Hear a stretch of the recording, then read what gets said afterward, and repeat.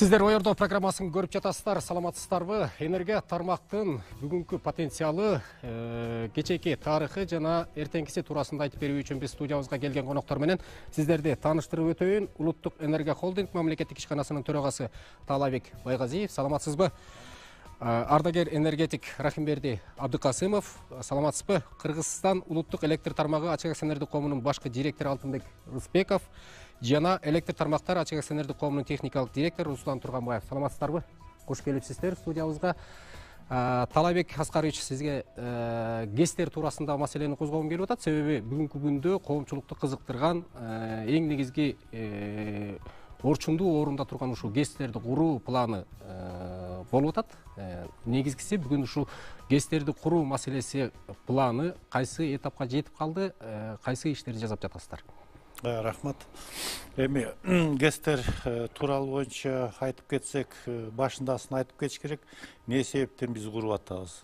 Бизде бүгүнкү күндө өлкөдө дефицит болуп атат да, электр энергия. Бул көбүнчө суу аз келген мезгилде 2,5 миллиарддан ашык киловатт час жетишпестиктен биз коңшу өлкөлөрдөн, Түркмениядан, Өзбекстан, Казакстандан кышкы убакытка калкты толук кандуу электр менен камсыздандыруу үчүн ошон үчүн сатып алып атабыз. Эми бул мындан кетиш керек, суунун зависимостунан. Бизде бүгүн өлкөдө 7 ГЭС, чоң малый ГЭСтер, 2 ТЭЦ менен электр энергия, теплоэнергия камсыздайбыз. Ошол жетишпестиктен жылдан жылга приростубуз 7-8%, 5% ар кандай электр энергияны алуу көлөмү көбөйүп атат да. Ошол себептен азыр ГЭСтерде реконструкция болуп атат. Ошол эле учурда жаңы ГЭСтерди салганга мажбур болуп ошону баштадык. Буга мисал айтып кетсек, былтыр Камбарата 1 биздин эми система үчүн, жалпы Орто Азия система үчүн бул гигант деп койсок болот. Мунун кубаттуулугу 1860 мегаватт менен былтыр 8-июнда старт берилген. Строительство боюнча, строительство бул основной эмес, бул азыр подготовительный период болуп атат да. Основной проект баштаганга чейин бул жол, электролиния, поселок, подстанция, көпөрө, анан транспортный туннель ушуларды даярдап койгонго, пока азыр ТЭО, актуализация, проект жасалгыча, азыр 2 жылдын ичинде ушул жумуштар аткарылат. Мындан тышкары мунун баары биздин государственный бюджеттен каржылап атат. Бул подготовка 1 миллиард 550 миллион сом даярдалды. Ошол эле учурда өз күчүбүз менен Бала Саруу ГЭС, кичи ГЭС, кубаттуулугу 25 мегаватт ушул станция былтыр башталды. Быйыл буюрса жайдын аягына чейин, күзгө чейин биринчи агрегатты уже ишке киргизебиз. Кубаттуулугу 5 мегаватт болот. Андан тышкары кыштын убактысына чейин дагы 2 агрегат, кубаттуулугу 20 мегаватт болот, башая 25 мегаватт. Мындан тышкары ГЭСтер боюнча дагы частный ири ГЭСтер курулуп атат. Куланак ГЭС 100 мегаватт азыр тоже основной строительство жакындап калды. Мындан тышкары министерстводан берилген сертификат боюнча 50 кичи ГЭСтен ашыкча тоже строительство где-то проектлер жасалып иш жүрүп атат буюрса. Мындан тышкары Лебединовский ГЭСтин реконструкциясына боюнча азыр каржылоо донорлор табылып, ошол проектта обновление кетет. Мындай эле да 3 жылдан бери башталган, 20 жылдан бери, 20-жылдан бери келаткан Токтогул ГЭСтин реконструкциясы болуп атат. Анын кубаттуулугу бүгүнкү күндө башында 1200 мегаватт болсо, былтыр биринчи агрегаты толук реконструкциясы бүттү, 60 мегаватт кубаттуулук кошулду.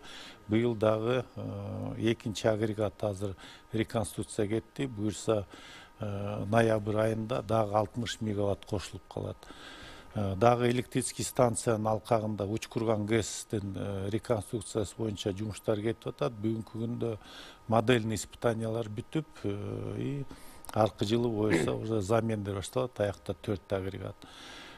Дагы бүгүнкү күндө Камбар Атай 2 гэстин 2-чи агрегаты, анан баягы кубаттуулугун сетке кошкон боюнча дагы бир долбоорду азыр подрядчик буквально эртең вскрытие болот. Ошол боюнча подрядчик аныкталса, где-то күзүндө жумуштар башталат да, буюрса. Эми кыскача айтканда ушундай проектлер жүрүп атат. Ушу ГЭСтер эң негизги маселе болуп атат деп атпайлыкпы? Бул кубаттуулук үчүн, энергетиканы үзгүлтүксүз пайдалануу үчүн бул кубаттуулук керек экен. Кубаттуулукту чыңдоо үчүн ГЭСтерди куруу маселесин биз колго алышыбыз керек. Буга чейин эми сиз Союз убагынан бери ушул энергетика тармагында эмгек өтөдүңүз. Эмне үчүн ушул ГЭСтерди жаңылап кубаттуулукка ээ боло алган жокпуз? Эми бул негизи биздин өлкө жетекчилеринин, энергетиктердин чогулуп келип упущениясы да. Ушул баягы Токтогул ГЭСинин кубаттуулугу жетет. Эми ал кезде населениеде мынча эмес болчу. Ар бир үйдүн дагы потреблениеси мынча эмес болчу. Азыр эмне деген ганакей бытовой приборлор жок. Бүт электр менен иштейт. Мына азыр свет өчүп калса, уборщица пол жуубайт. Бүт ушун менен бүтөт. Мен жакында Чолпон Ата болдум, барсам, налоговикке кирсем, бир дагы иштебейт, эмнеси бүгүн свет өчүп койгон. Ремонтко өчүрүп койгон экен, бир дагы налог иштебейт.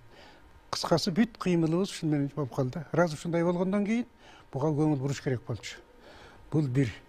Экинчи, биздин өнүгүп өспөй отставание болуп калганыбыз дагы эле бизден тариф дегенди бизде өзү акционердик общество деп жеке менчик деп коюп, бирок тарифти саясий жетекчилер өзлөрүнө алып койгон. Раз тариф болбогондон, жогорулабагандан кийин потребление өскөн менен акча келбейт. Акча болбогондон кийин курулуш болбойт, жылыш болбойт, турат. Значит, ал жагынан кемчилик кетип калды. А так баягы курулган ГЭСтер толук кубаттуулугу менен иштеп атат. Аны мүчүлүштүккө жеткирип биздин энергетиктер подбат эткен жок.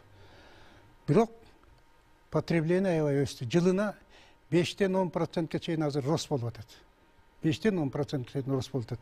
Эл көбөйүп атат. Жаңы семьялар пайда болуп атат. Жаңы үйлөр курулуп атат. Анан алардын баарын потребление кылат да. Могу Бишкек шаарын алалы мисалы үчүн. Бишкектин ичинде бир 2-3 частный үйдүн жерин сатып алып туруп эле илгерки норматив боюнча ар бир үйгө 4-5 эле киловатт болчу. Ошол бир 3 үйдүн территориясын сатып алса 15 киловатт энергия алчу эле. Азыр ошол жерге 12 этаж үй салып койду. Ар бир үйдө 20-30 киловаттан потребление бар. Анан кайдан жетет? Кайдан жетет? Ушинтип өзүбүз басып отуруп ушул күнгө келдик. Анан электр энергияны жалаң эле өзүбүз үчүн эмес, бул Кудайдын берген бир байлык экен да. Муну өзүбүзгө пайдаланып, ашканын бөлөктөргө сатып да оокат кылышыбыз керек эле да. Мисалы үчүн өзбектер газын сатып атат, нефтисин сатып атат, казактар көмүрүн сатып атат, нефтисин сатып атат. Кудай бизге сууну берип коюптур, сууну сата албай атабыз. Суусуз жашоо жок. Газ жок эптеп жашап кетсе болот. Тезектерип. Нефтisi жок эптеп жашап кетсе болот. Атка минип антип. Суусуз жашай албайбыз. Бир адам жашай албайт суусуз. Мал да жашай албайт, жан да жашай албайт. Ушул сууну биз толук пайдалана алган. Эми бүгүнкү энергия тармактагы коюп аткан пландар сиздин купулуңузга толуп атабы? Абдан толот да. Мурунураак башташ керек болчу. Эми азыр ушунун баарын Кудайдын кулагы сүйүнсүн жасаш керек да. Жасаш керек. Мына мен 58-жылы 10-күнү бүттүм. Ошондо Орто Токой суу сактагыч бүтүп эксплуатацияга берилген болчу. Ошондон бери даяр водохранилищеде турган суу бекерил агып кетип атат. Муну ойлонгон жокпуз. Ошондон берги канча энергия болот эле. Анан бул Малый ГЭС деп атпайбызбы? Малый ГЭС десе кээ бирөөлөр түшүнөт. Малый ГЭС мощность чоңойтулуп ыйратып талкалап баарына жетет деп. Малый ГЭСте водохранилище деген жок. Ал рекаларда суу жайында суу кирип аткан убакта болот. Кышында жок. Лучше ушу ГЭСтин баарын куруп алып туруп, жайында ошонун энергиясын пайдаланып, Токтогул ГЭСке барып аткан сууну экономдоп сактап калышыбыз керек да. Чтоб кышында проблемасы жок өтүп кетиш үчүн. Кышкысын. Мунун пайдасы ушул жакта болуп атат да. А болбосо азыр мынакей жалаң эле токтогулду карап отурган менен ал суу кете берет, расход кете берет, кышкы эчтеке калбай калышы мүмкүн. Кыш кандай болот, аны бир Кудайдын колунда. Бир Кудайдын колунда ал. Алтынбек Турсбекович, мына быйылкы жылкы кыш деле оңой болгон жок. Коомчулук күбө. Анан ушул кыштагыдай акыбал келаткан кышта кайталанбайбы? Бул жай ичи биз эмнелерди жасап жетишебиз? Анан ушул жанагы энергия тармактагы кризис кайталанбаш үчүн биз ушул жайда кышка чейин, күзгө чейин эмнени жасап жетишебиз? Саламатсыздарбы, урматтуу телекөрүүчүлөр. Учурда пайдаланып мына ороз айында турабыз. Баарыңыздарды орозоңуздар кабыл болсун демекчимин. Туура суроону бердиңиз. Бул сурооңузга дагы тактоо беретин айтып кетчү нерсе. Быйылкы жылдын суугу аябай бир кырдаал түзүлдү. Бул деген керектүүнүн аябай өскөндүгүн белгиледи. Жогорудагы кесиптештерим айтып кеткендей, бул жерде иштеп чыгуучу электр энергиябыздын кубаттуулуктун жетишпештигинен ушул маселелердин баары түзүлдү. Мунун баардыгын жалпы кесиптештерим да айтып өттү, энергетика тармагында иштеген жалпы адистердин баардыгы түшүндү. Андан сырткары элибиз дагы түшүндү. Бул деген биздин тармактын, башкача айтканда Кыргызстан улуттук электр тармактар ишканасы тармагынын кышка даярдыгынын, жабдуулардын кышка даярдыгы жогорку деңгээлде өзүнүн иштеп чыккан электр энергиянын керектөөчүгө жеткирүү боюнча даярдыгы толугу менен өткөндүгүнүн негизинен гана анча мынча учурлар болбосо биз толугу менен кыштан аман эсен чыгып кеттик. Бул деген кандай айтсак дагы бул факт. Ооба ыңгайсыздык учурлар болду. Аны баса белгилеп кайра айтып кетейли, бул кубаттуулуктун жетишпегенден болду. Ал эми биздин жабдууларыбыздын даярдыгынын эсебинен гана ошондой эле биздин кесипкерлердин, биздин адистердин өзүнүн жумушун так даана билгендигинин негизинен гана кыштан элибизди, журтубузду аман эсен алып чыгып кеткенге баардыгы түз таасирин тийгизди деп ойлойм. Ал эми сиздин сурооңуз боюнча быйылкы жылга 2023 жылга даярдыктар боюнча биз дайыма айтып келебиз, энергетиктерде бизде 2 эле сезон бар. Кыштан аман эсен өттү, ошондой эле кышка даярдык боюнча, күзгө кышка даярдык боюнча. Мына биз жаз башталгандан баштап биздин компаниябыз толугу менен 1 жылдык план түзүлөт.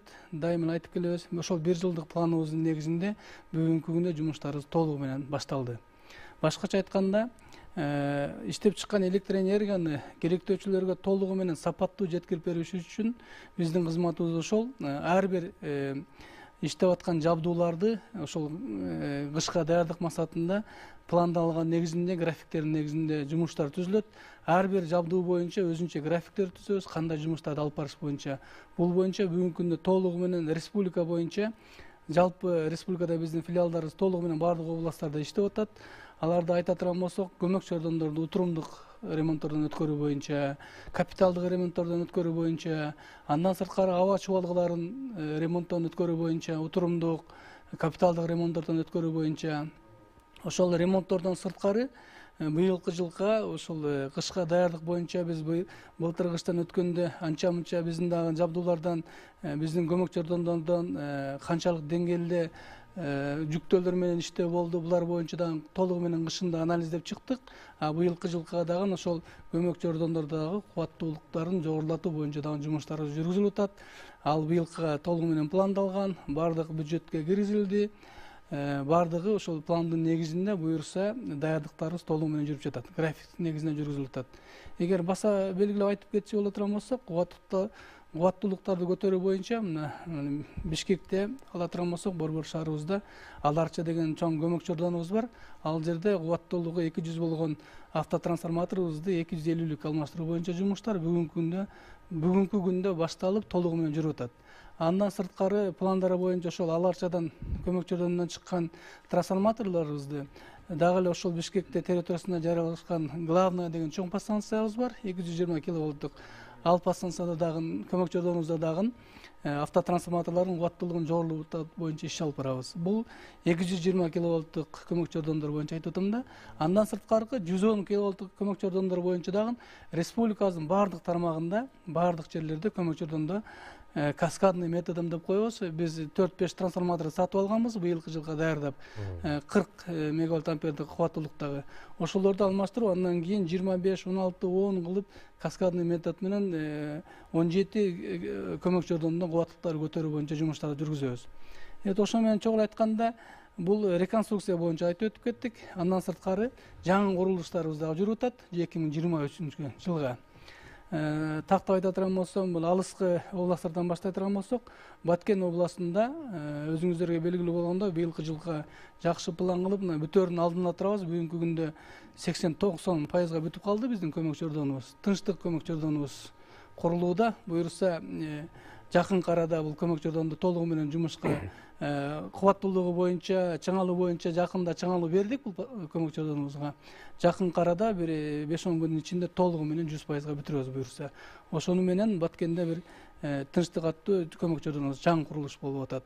Андан сырткары жаңы курулуштар боюнча айта турган болсок, Ош областында дагы былтыр баштаган жумуштарыбыз бар. 220 киловаттык чыңалуудагы Исанова деген көмөк жардамыбыз бар болчу. Ал боюнча дагы жумуштарды жүргүзүп атабыз. Андан бери казай келе турган болсок, сууктуу областтарыбыз бар. Суук болгон областтардын бири Нарын областыбыз бар. Ал жерде дагы мына бүгүнкү күндө дөң алыш аттуу пассансабыз көмөк жардамды куруу иштерин баштадык. Бүгүнкү күндө азыркы күндө материалдар сатып алуу боюнча жумуштар жүрүп атат. Жерлердин маселеси чечилген. Ал жерде жерлерди контурларды орнотуу боюнча жумуштар жүргүзүлүп, курулуш иштери башталды. Андан сырткары эле айта турган болсок, андан сырткары Ысык Көлпөстө дагы бир көмөк жардам курабыз. Ал боюнча дагы бүгүнкү даярдык иштери жүрүп атат. Ошондой эле Бишкек борборубузда дагы жаңы курулуш боюнча жумуш болчу көмөк жардамдарыбыз бар планыбызда.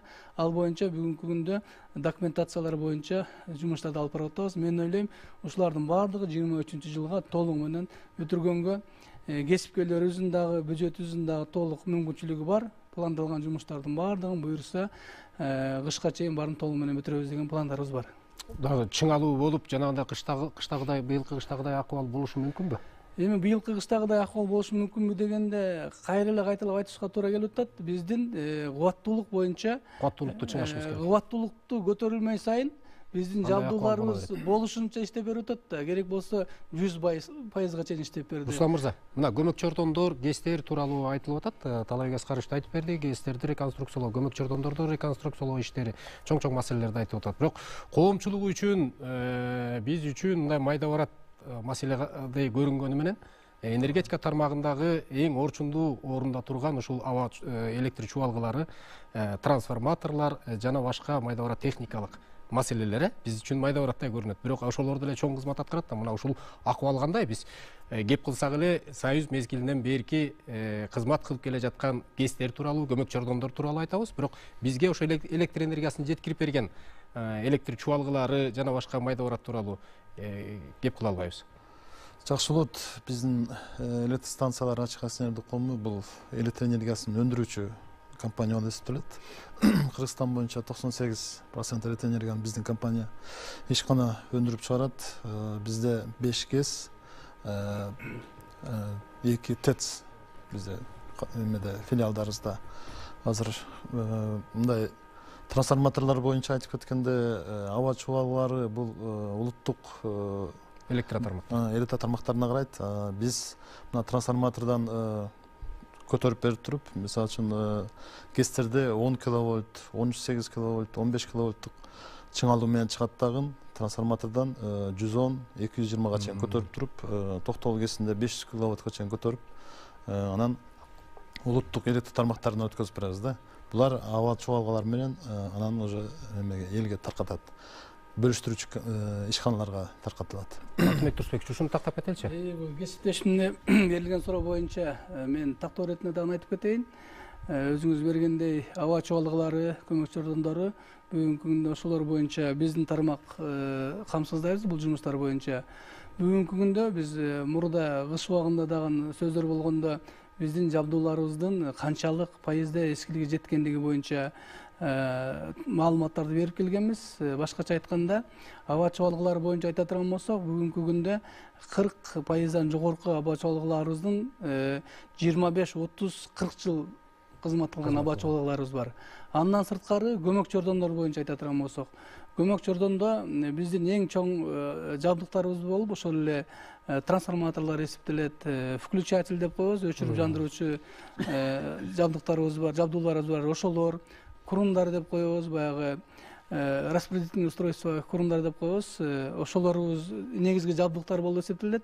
Алар боюнча айта турган болсок, бүгүнкү күндө жалпы биздин тармагыбыздын 75-80%га жакыны эскилиги жеткен деп эсептелинет. Бул эмне себептен мынтип айтабыз? Себеби ар бир жабдуунун өзүнүн мындайча айтканда кызмат өтөөчү срогу болот, мөөнөтү болот.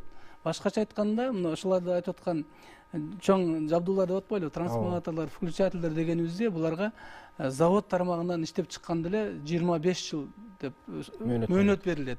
Срок эксплуатация деп коебуз, иштөө мөөнөтү. А бүгүнкү күндө айта турган болсок, биздин көмөкчү жардамдарыбыз бар, трансформаторлорубуз бар. 50 жылдан ашык иштеген трансформаторлорубуз бар. Кээ бир көмөкчү жардамдарда 60 жылдан ашык иштеген трансформаторлорубуз бар да.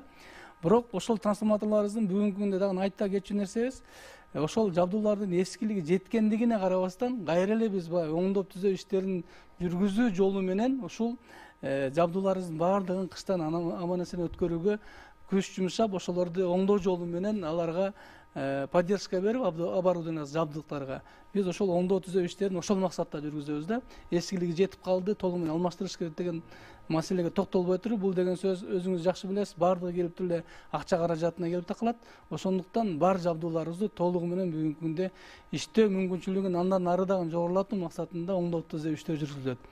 Андан сырткары өздүк каражатыбыздын негизинде азыркы мен айтып аткан реконструкциялар жөнүндө сөз болду, модернизациялар боюнча сөз болду, жаңы курулуштар боюнча сөз болду. Булар ошол эле өзүбүздүн компаниянын өздүк каражатынан курулчу жумуштар жөнүндө айтып өтүп кеттим да. Бул деген сөзүм жылдан жылга эскилиги жеткен жабдууларды аз пайызда болсо дагы жаңыланып, андан ары алмаштырганга биз компаниябыз тарабынан каражаттарды бөлүп, бүгүнкү күндө жумуштарды алып барабыз. Кошумчалаңыз. Мына бул кишиге абдан чоң жүк турат да. КЭСтен чыккан энергияны, ТЭЦтен чыккан энергияны ар бирибиздин үйүбүзгө жеткирип берүү мунун мойнунда. Анан мен кошумчалайын деп атканым эле бул. Подстанция 110, 220, 500, 35-тин баары айтылып атпайбы? Линияларды айтып атат, анын баары жасалып атат. Азыр чоң көңүл бура турган нерсе 10-04-6 киловольттук линияларды караш керек. Себеби жанкы чоң чыңалуудагы подстанциялар линиялары ал тамдын крышасы. А тамдын фундаменти 04 төмөн жактагы. Эгерде тияктан баары нормальный келип жетиштүү болуп, анан низковольтный сеттерибиз начар болсо, үйүбүздө свет күйбөйт, анан жалып чыга берет. Тияктан жетип турат, бирок үйгө келбей калышы мүмкүн да. Потребителдин өзүнө келбей калышы. Ушуга көңүл буруш керек да. Анан да бир нерсени айтып коеюн деп атам. Мына биз энергетикалык жактан көз карандысызга чыктык деп атабыз. Мен личный өзүмдүн оюм боюнча биз энергетика жактан көз карандысызга чыга элекпиз. Ким гарантия берет, жанкы Турциядагыдай бир жер титиреп кетип, тоодон таш кулап, же көчүп кетип, датка кеминен бир апорду, же эки апорду алып кетсе, бүттү түндүк менен түштүк ажырап калат. Анан Токтогул КЭСтен чыккан электр энергиянын Сары Жазга жеткиш үчүн 1000 километр. Канча потеря болуп атат, канча жоголуп атат. Ошон үчүн мен айтар элем, окончательно көз карандысыз болдук деш үчүн Сары Жаздагы КЭСти куруш керек. Биягынан подпитка бериш керек. Ошондо көз карандысыздык да болот. Потеря да азаят. Анан элге эл санасы жок жашаса болот да, тияктан өссө бияктан болот экен, бияктан өссө тияктан болот экен деп. Ушул жагына көңүл буруп коюшубуз керек да. Эми Сары Жазда айтып атканым, асфальт жол бар. Кыштак бар. Суу бар. Электр энергиясы 110 киловольт менен линия жеткен. Инфраструктуранын баары бар. Шымаланып эле акча тыйын таап эле кириш керек да. Курулушту куруш керек. Ал жерде бир 4 КЭС болуш керек, 4-ün жок дегенде бирөөнү курса, анан экинчисин курса акырын-акырындан жылыш болот эле. Ушуга көңүл буруп койсо деп атам да, мына электр станциянын киши туруп атат, холдингдин жетекчиси туруп атат. Сет боюнча бул мен просто өзүм Ысык көлдө да иштеп келгем, Нарында да иштеп келгем. Ошолор боюнча өзүмдүн шкурамдан өтүп калган эмелерди айтып атам да. Сары Жаз КЭС боюнча кандай дейсиз, Талайбек Аскарович? Эми бул жалгыз Сары Жаз эмес, көп эле каскаддардын бизде створлор бар да, мындай мурунку Союз кезинде исследованный чоң КЭСтердики, кичи КЭСтердики бар. Сары Жазда эми каскад бул толугу менен көлдү подпор кылып, даже бери көздөй кубаттуулукту берет болчу да, мындай айтканда. Эми суу бүт эле чыгып эле Кытай жакка кетет. Эми Кытай тарапта толтура каскаддар уже курулуп бүткөн. Биз жак баягы эле суу бекер агып атат дегенде болуп атат да. Бирок Мерген Абдыкасымович айткан туура, биздин суу бекер агып атат. Ушуну бекер агызбай, электр энергия тыйынга айлантса болот да. Эми муну жана башына айтып кеткендей, муну тыйын айлантыш үчүн муну стройка кылыш керек. Стройка үчүн азыр баягы компаниялардын, станциянын эстин бюджеттери жетпей атат. Демек каражат керек. Ошон үчүн бияка каражат мындай привлекать этиш керек да. Эми тариф маселеси ал политикалуу өзүнчө, эми ал өзгөртүүлөр кириш керек, ал эми өзүнчө кирет болуш керек, буюрса бир аз кичине окупаемый кылыш керек да электр энергияны. Анан биздин көп көйгөйдү чыгарган бул биздин өзүнүн культура потреблениябыз да. Биздики кечки максимумда именно баарыбыз келип туруп максимально саябыз. Колдонуу маселеси. Теплону да саябыз, тамак бышырганды саябыз, ошону менен биздин эң максимум ошондо кубаттуулук жетпей атат. Биз ушу колдонууну бир көзөмөлгө алуу үчүн акылдуу эсептегичтерди киргизип атпайбызбы? Мына ушуну эмне үчүн Кыргызстан боюнча жалпы жайылтып, таптакыр ушу акылдуу эсептегичке өткөрүп кое албай атабыз? Туптура айтасыз. Негизи биздин мындай потребность, эгерде электроотопление болбосо, жайдын күнү, мына жаз, жайдын күнү жетип атат да, кенен эле. Ушул эле жете берет болчу. Бирок биздин кыштын күнү баягы көбүнчө баягы электр энергия арзаныраак болгон себептен көмүр менен баягы алек болгуча, баягы печка жаккыча, жумуштан келип сайганда именно ушул максимумдарда эртең менен кечкисин наброс болуп атат да. Ушул жактан стиралканы да саябыз, именно уш телевизорда саябыз, көрөбүз деген өз кичине үнөмдөшүбүз керек. Быйылкы өткөн мынакей күз-кыш мезгилде өтөрдөн мурун эле былтыр күздөн биз телевидение силерге рахмат, бияка канча келип айтып аттык келди. Кечкисин маал кичине сайбайлы, кечкисин үнөмдөйлү деп мындай түнкүсүн сайса болот, же болбосо күндүз мындай колдонуп баягы суточный график кичине выравнивать этиш керек да. Биздин баягы жоготуулар айтып атпайбы, жоготуулар аябай мындай уровень высокий. Именно ушу эки максимумда көп жоготуулар болот да. Потому что оборудование станцияныкын алабызбы, несттин алабыз 100% загружено. Баягы точный ограничение деп атпайбы, потому что 120%ка чейин перегруз болуп атты. Жана трансформатор подстанция көчөдөгүлөр чыдабай кеткендер бар. Мурунку союз кезинде эле алар запас прочности 200%дан бийигирээк болчу.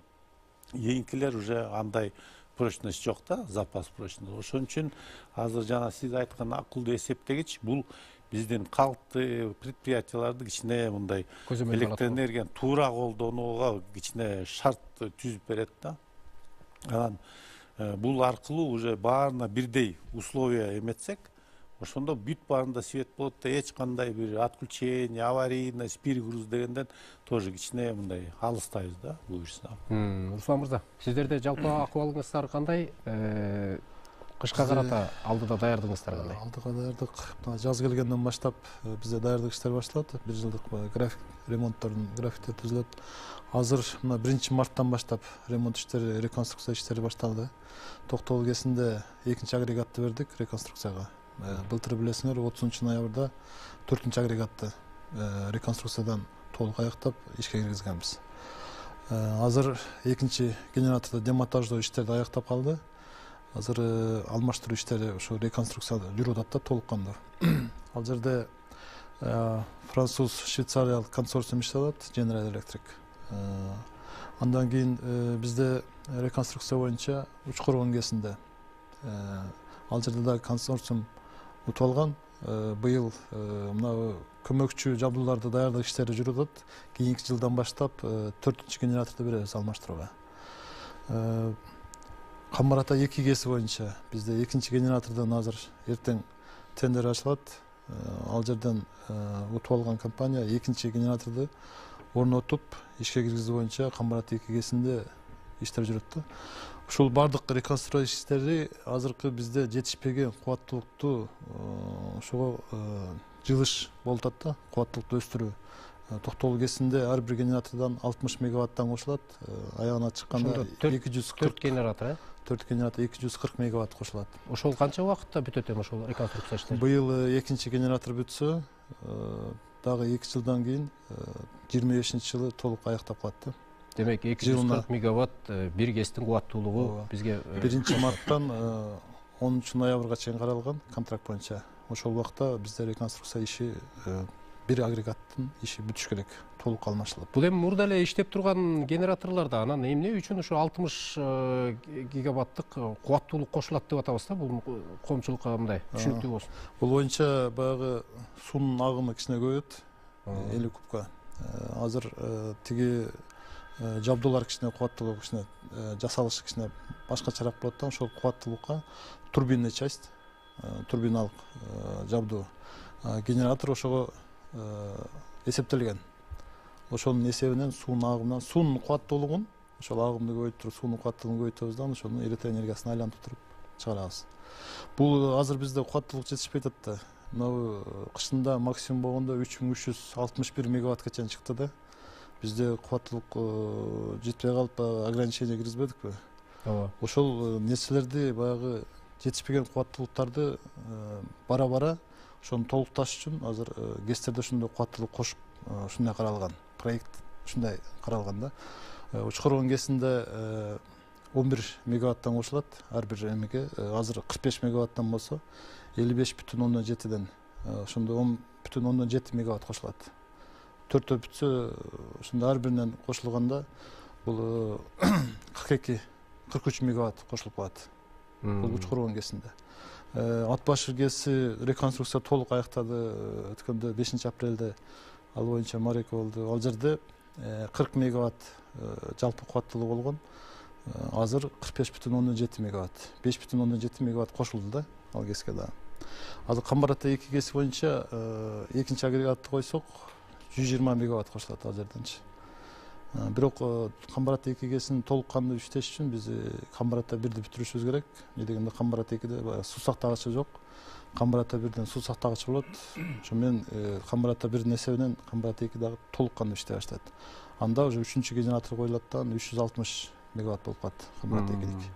Камбар-Ата 1 старт берилип, азыр даярдык иштери жүрүп атат. Жол салуу баягы 318-километрден Бишкек-Ош трассасынан жол кетиш керек.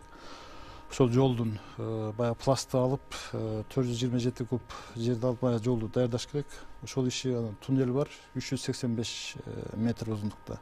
Ошонун 126 метри казып бүтүрүү боюнча иштер каралып атат. Проекттер түзүлүп атат. 116 киловольттук көмөкчү чордондон ошолго өздүк керектөөгө иштетиле турган, баягы жабдууларга керектөө иштетиле турган ошол көмөкчү чордондун даярдоо иштери болуп атат да. Жалпысынан азыр даярдык иштер 2025 аяктап, андан кийин уже куруу боюнча иштер башталат. Азыр процесс кандай жүрүп атат ошо? Техникалык акыбал жетиштүүбү бардыгы тең? Техникалык акыбал жетиштүү, адистер жетиштүү, проект жүргүзө турган, ошол иштерди жүргүзө турган даярдык иштерин Нарын гидрострой иштеп атат бизде, подрядчик болуп. Тиги проект боюнча гидропроект, генподряд, ген проектировщик. Азыр ошол иштер экспертизага берилген. Экспертиза оң чыкса, иштер башталып толук кандуу кетет да. Техникалык бүт документтер даяр ал жердечи. Бул жерден бир кошуп кетейин. Бул Нарын гидроэнерго курулуш компания, бул да Нарын спец гидроэнерго монтаж менен холдинг алкагына алынган. Бул компания көп жылдан бери мында иштей албай, карыздары көбөйүп кеткен да. Буларды азыр алып, ушул жумуш менен камсыздоо. Техника жагын айткан, булардыкы эски болчу. Эң акыркы стройкасы эле Камбар-Ата 2 ГЭСтин 1-чи агрегатын 2010-жылда ишкерден иштеген. Андан бери майда чүйдө эле жумуштар менен жүргөн. Азыр буларга биз караштырып атабыз, жаңы техника алып барып, эски техникасы ремонттоп, мобилизация кылып, буюрса айтып кеткендей, экспертиза бүт проектлер бүтсө, азыр уже ошол жумушка кирет да. Техника бул чоң ГЭС үчүн чоң техника алып келиш керек да, чоң подрядчик да болуш керек. Булар консорциум менен да кошулат да буюрса, алда. Азыр пока начальный этапка как бы жетет пока бүчө. Токтогул суу сактагычындагы суунун көлөмү боюнча айтып кетсеңиз, бүгүнкү күндө канча, кандай болуп атат суунун көлөмү? Быйыл кыштан биз көбүнчө 1 апрель менен 1 октябрь деп бөлчөбүз да. Былтыр кышка кирип атканда көлөмү 13,6 миллиард куб суу болчу. Быйыл болсо 1-апрелде о 7,9 миллиард куб суу менен чыктык. Былтыркыга караганда бул где-то 90 миллион 100 миллион куб суу көбүрөөк болду.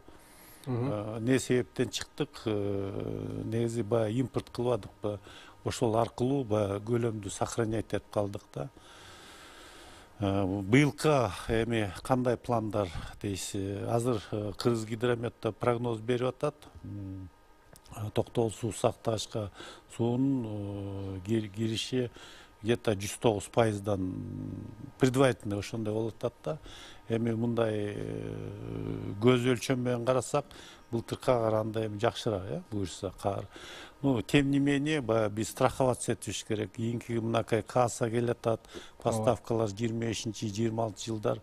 Ошого карап, азыр баары дагы Түркмен тарап менен быйылкы келишимдер бар. 1 миллиард 300 миллион киловатт час. Казактардан 600 миллион киловатт час бар эле. Ошонун акыркы киловатт частарын быйыл алып бүтүп атабыз. Мындан тышкары жакын арада Россия Федерация менен да келишимдер түзүп келдик. Дагы 873 миллион киловатт часка буюрса, быйыл кийинки келаткан кышка где-то порядка 14 миллиардтан, былтыр 13,6 менен кирсек, быйыл 14,5 миллиардтан көбүрөөк, где-то 15 миллиард болжолдоп атабыз да. Эми суу кандай келип берет? Суу жакшы келип берсе, ошол көлөмү көбүрөөк болот. Но суу болгондуктан, суу болсо деле баягы техника жетпей калат да, баары бир. Токтогулдун ГЭСтен 60 мегаватт кошулат. Бирок биздин калктын кечки максимумда алган кубаттуулугу андан көп болуп атат. Колдонуу көбүрөөк болуп атат. Ошон үчүн баягы өткөн жылы чектөө киргизип атпадыкпы? Баягы акылдуу эсептегич бар кезде турган счетчиктер менен 5 киловатт, однофазный, трехфазный 10 киловаттка чейин түшүрүп аттык. Эми кийинки кышка чейин буюрса ушул жумушту дагы күчөтөбүз. Дагы быйылка где-то 600 миң счетчик койгонго аракет кылып атабыз. Бияк местный производстводан. Буюрса ушунун баары менен комплексно бир кышты даярдыкты кышка жакшы келип, жакшы даярдап, кышты жакшы өткөнгө ошо эми аракет кылабыз да. Чакан ГЭСтерди дагы куруп, анан анда пайдалана алды деп атпайлыкпы? Анан шамалдын күндүн энергиясын пайдалана алды деп атабыз. Мына ушул бизге пайда алып келеби? Пайда. Канчалык деңгээлде пайдасы бар энергия тармагы? Эми күндүкү боюнча бизде пока практика жок. Эми арабтар заниматься этип атат. Аякта эми пустыня, кумдун үстүндө световойдон көп. Бизде мына Торайгырдын жанында быйыл 300 мегаватт деп айтып атабыз. Ошону куруп бүтсө, анан Ысык көлдөн все-таки ушул аркы өзү тиги северный жагы кичине күнөстүү келет да. Кар жаабайт, эчтеке болбойт. Вот адагы көмүр ташыбай, газ ташыбай, суу ташыбай, Кудайдын кудурети менен Кудай берген күндүн энергиясын алып пайдаланышыбыз керек. Жардам болот, жардам жок болбойт. Себеби калай калк көп жерде ошону пайдаланып атса, бизге үчүн пайда болбой калышат. Бизге де пайдасын берет. Самый главный биз жаңы колубузда бар нерсени чындыгы абдан кышка даярдашыбыз керек да, жаңы линия подстанция тийгүү дегендерди. Мен нарында бир тууганым бар деп коем. Онарча первый подъем деген подстанция бар, насосныйда. Ошондо мен менен тең 41-жыл трансформатор иштеп атат. Мен менен тең ошону бир тууганым деп коем. Баягы аман сен иштеп атабы деп сурап коем анда сонда. Сталин заманында медиа обмотка менен курулган, жасалган. Кийинкилер 25-30 жыл деп атпайбы? Ал мынакей 80 жыл иштеп атат. 80 жыл иштеп атат. Ошентип пайдалансак, урунсак, ал жаңкы 25-30 дегенде эле жакшылап уход кылып, нормадан ашырбай, күч келтирбей эме кылсак, ал эле 40-50 жылда иштеп берет, оборудование. Чын эле ушул шамалдын күндүн энергиясын пайдалануу боюнча, анан кичи ГЭСтерди куруу боюнча айрым жеке ишкерлер тарабынан мындай куруу иштеринде айрым тоскоолдуктар бар экенин мурдакы жылдары эске салдык элек. Анан азыр бүгүнкү күндө кандай иштеп атат алар? Муну айтып кетиш керек. Мурунку жылдарда эми бул как нетрадиционный, классика мешать этпесин, бизди көбүнчө чоң гиганттарды, чоң станцияны куруш керек деген мындай как бы политика болчу да, саясат. Азыркы күндө кичинекей болобу, чоң болобу, орто болобу баарын биз колдоп атабыз. Азыр мынакей тех условия сурап, договор на выкуп электроэнергии, PPA контракт деп келгендерди мынакей биякта нестин жетекчиси турат, станциянын жетекчиси, булар азыр безоговорочно сразу эле поддерживать этип, меморандум керек десе меморандум берип атабыз, соглашение болсо соглашение, подтверждение бар, гарантия, силердин электроэнергия биз сатып алабыз деген болуп атат. Мынакей жакын арада эле ошо Балыкчыда Тоор Айгыр жакта 300 мегаваттык күндүн станциясына старт берилди. Ошонун жанында биздин холдинг компания Таза Энерджи 50 мегаваттык станция тоже азыр разработка проектиси жүрүп атат. Могу Токмоктун тегерегинде 120 мегаваттык күндөн чыккан электроэнергия станция алда азыр проектиси бүтүп калып атат. Жакын арада тоже стройкасы башталат. Буюрса, и ошол эле южный берег жакта ошо солнечный шамалдан чыккан электростанция тоже предварительно до 50 мегаваттка чейин алда проектиси жүрүп атат. Буюрса, булар баары эле совокупности алып, конечно, жардам берет. Мунун баарын колдонушубуз керек. Чоң эле жардам болсо керек. Конечно. Именно жайдын күнү ошол эле көлдө курортный сезон убагында ошол эле жаап берет. Жаап салат. Анан жана Асман деген шаар болгондо ошого кубаттуулук керек болот. Ушунун баары буюрса ишке ашат деп ойлойбуз. Тариф маселеси боюнча айтып кетсеңиз. Тариф маселеси боюнча мына жакынкы арадан бери бул тариф боюнча сөздөр көтөрүлүп турат. Өзүңүздөр жакшы билгендей, тарифти өзгөртүү боюнча мыйзам чегинде дагы биз ошол кандай жумуштарды алып барыш керек болсо, бүгүнкү күндө тариф саясатын өзүңүздөр жакшы билесиздер. Энергетика министрлигинде атайын агентство бар. Ошол тариф боюнча, саясат боюнча ошол агентство иш жүргүзөт. Ал эми биз энергетиктер ошол тариф саясатын элге жеткирүү, туура түшүндүрүү багыты боюнча бүгүнкү күндө жумуштарды алып барып атабыз. Башкача айтканда, бул тариф саясатын бүгүнкү күндөгү тарифти өзгөртүү эмне себептен, кандай негизинде, эмненин негизинде, кандай бир керектөөлөрдүн өскөндүгүнөнбү, бүгүнкү күндө ушул тарифтерди көтөрүү боюнча эмне себептен көтөрүлүп чыкты бүгүн мындай суроо деген суроолорго биз элдин арасында түшүндүрүү иштерин жүргүзүп атабыз да. Баардыгыбызга белгилүү болгондой эле, жөнөкөй жалпак тил менен айта турган болсок, биз дайыма салыштырма, баягы жакшы сөз бар да, салыштырма түрүндө айтсак баарыбызга жеткиликтүү болот да. Ошол эле оңчулас өлкөлөрүбүздөгү тарифтери менен бүгүнкү күндө биздин мамлекетибиздеги тарифтерди салыштырып айтканда, жалпысын алып айтканда биздики өтө төмөн тариф экени баарыбызга белгилүү. Ал эми бүгүнкү күндө ошол тариф саясатын тарифке киргизүүгө өзгөртүүлөр киргизүү боюнча чечим кабыл алынды. Эң негизгиси бул туура чечим кабыл алынды. Бул деген өзүңүздөр жакшы билесиздер, Аксакал ветеран биздин энергетигибиз дагы айтып кетти, тарифти баардыгын эле саясатка байлап коюп, алдыга бир кадам да жылбастан ордубузда туруп калганыбызга байланыштуу ушуга чейинки курулуштардын баардыгын алдыга жылдырганга мүмкүнчүлүк болбой келген деген жакшы сөздөр айтылды.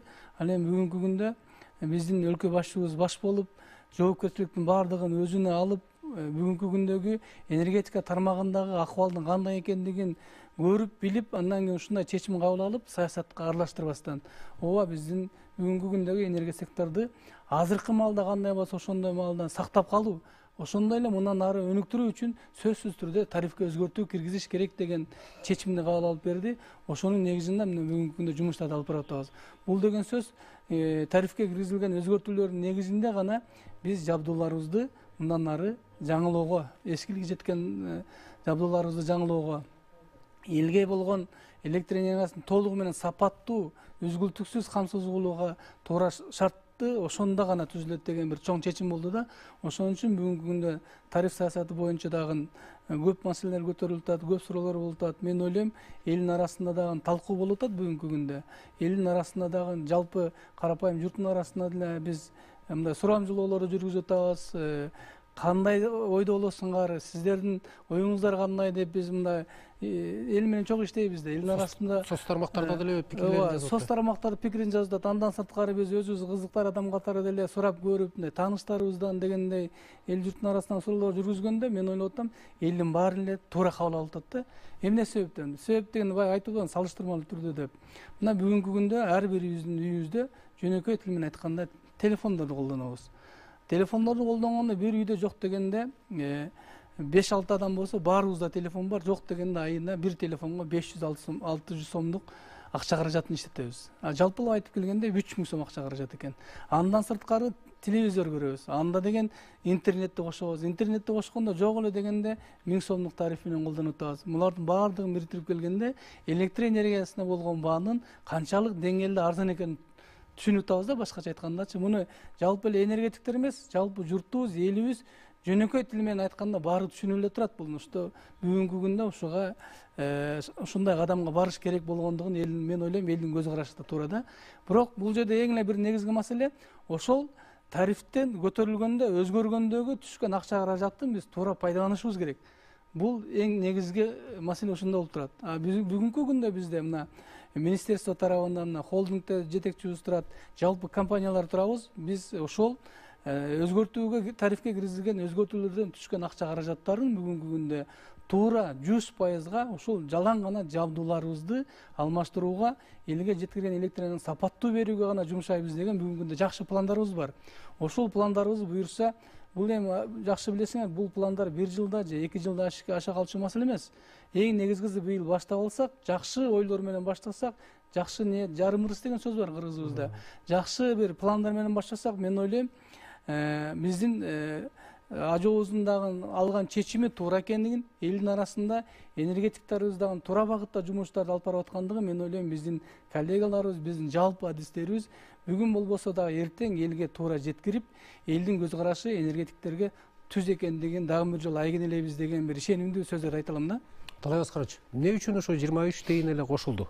Ушу менен энергетика өзү актай алабы? Эми бул 23 тыйын башкы этапка пока аздан баштайлы да. Эми мындай эметкенде сразу 5 сом кош же 10 сом дегенде эмес, бул акырындан анан калкарабызда бар, слабо защищенный бар, пенсионер, инвалид дегендер бар, сирота, ар кандай дом престарелых дегендер бар. Ушуларды сөзсүз карап, булардын тарифи өзгөрбөйт. Буларга баягы соцподдержка, соцзащитаны биз өзү да аларга көп көбөйткөнгө биздин да колубуз барбайт да. Азыр акырын эле 23 тыйын как бы на величину инфляция эле. Инфляция, бензин кымбаттап атат, нан кымбаттап атат, баары. Биздин болсо электр энергия көп жылдан бери бир орунда калган. Биз пока для начала эле 23 деп көрүп атабыз да. Ошондон мен бир аз тыйын болсо да ошондон бир 5-6 подстанция куруп алсак, бир 17 километр мындай утрирен да линия куруп алсак, аздан баштап, эми чоң аз баштап баары эле бир жылда бүтүрө койбойбуз. Бул акырындан ошону акчаны туура сарптап, туура нукка жиберип, баягы жалаң модернизация, реконструкция, новый строительство ошол акчанын баарын баягы доп 23 тыйындан түшкөн ошону жалаң жаңы курууга. Пенсионер катары сизге кыйынчылык туудурбайбы, тарифтери жогорулай турган болсо? Тариф боюнча мен өзүмчө бир пикирим бар.